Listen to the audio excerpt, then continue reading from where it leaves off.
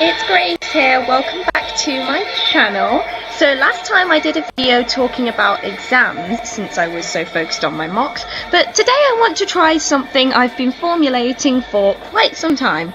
This is very different from any of my other videos, and I may as well make a series off of this video, so if you enjoy it, do stay tuned.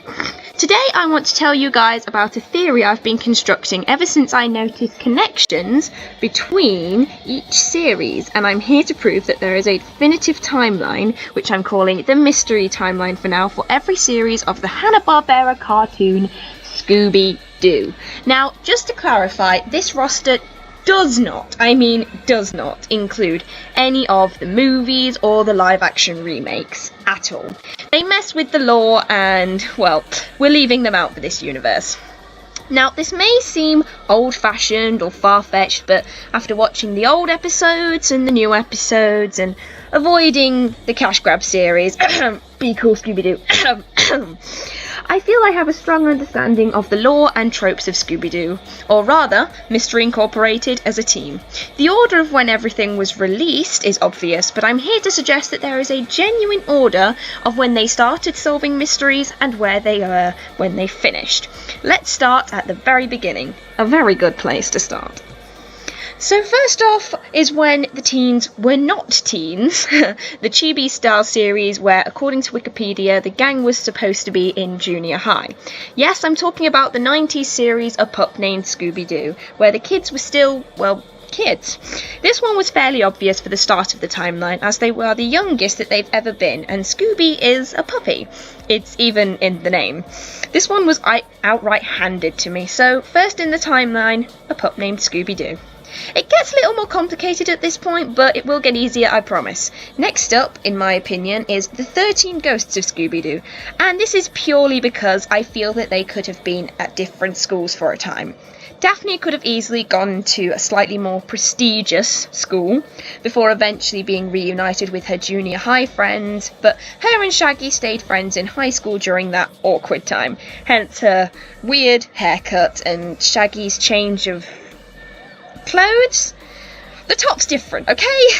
At that age, teenagers want to look cool, and perhaps Daphne didn't have feelings for Fred yet due to the classes, or even just that Velma and Fred didn't want to solve mysteries for a bit.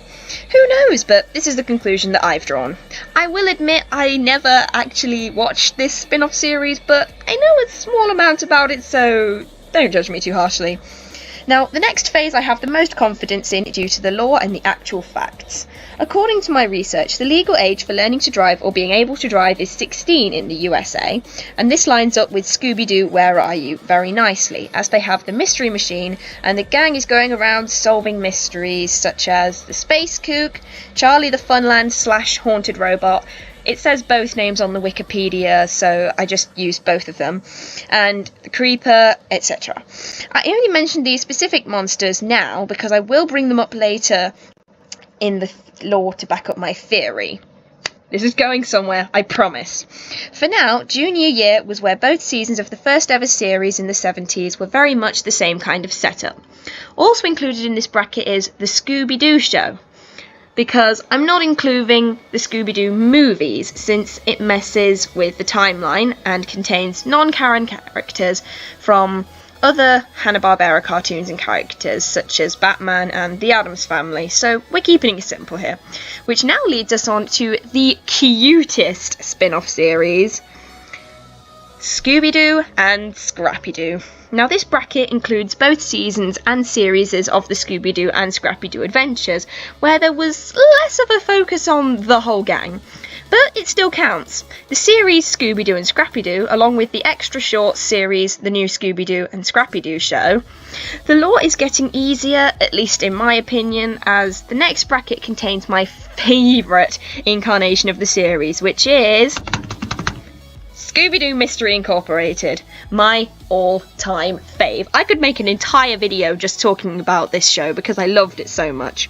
But here are my reasons for putting them here in the timeline. 1, the way they act is far more mature than we've seen in any other series. 2, their parents are much more disapproving of the mystery solving. 3, Fred actually proposes to Daphne in the end of season 1. Spoilers for the rest of this, very sorry. There are going to be a lot of spoilers coming up, so just warning you, I probably should have said that earlier, but whatever. And Shaggy joins the army, which they also must be adults to do. I also know that they sit here because in the first episode, The Beast from Below, characters from the 70s incarnation make appearances at the Haunted Museum as statues, which are, as previously mentioned, Space Kook, Charlie the Robot and Creeper from the Scooby-Doo Where Are You series. I know for a fact that this wasn't just a wink-wink, nudge-nudge moment in the series, as Season 2 has Charlie the speak English, making a second appearance when assisting the gang with stealing the rest of the planispheric disc. If you don't know what that means, watch the series. It's really good. Always my favourite. Now, I'm going to explain something which you may want to mention if you're a fan of the series. So, the eco-goth girl band, the Hex Girls, also made an appearance in this series, and the meeting of them in episode 7, Fear of the Phantom, depicted in the far left picture. They attend the concert and have to solve a mystery, but long story short, they have only just met them. For the purposes of my theory, the movies are not, I repeat, not being included. But I digress. I believe that after they defeated the evil entity and hit the Crystal Cove reset button, they erased every single mystery they'd solved before they left Crystal Cove to solve new mysteries in the next series. Obviously, they don't know this yet. They just think that they've solved loads of mysteries in the past and things, and that everything else has been forgotten by the other people. But it makes my theory work, okay? It makes my theory work. The next bracket in the timeline is the less popular What's New Scooby-Doo, where the gang are most likely in their late teens, aka early 20s, considering the adventures that they go on, and you never really see them in school or at home, to be honest. They have slightly different style and feel a bit more independent than before. And also, they meet the Hex Girls again in Season 2, Episode 19, The Vampire Strikes Back. No, I'm not kidding, that's the actual name of the episode, where they are making a new music video. Pretty simple. And now we move on to the weird one. Like, when I first saw these pictures, when I was looking it up, I was like, this can't be Scooby-Doo.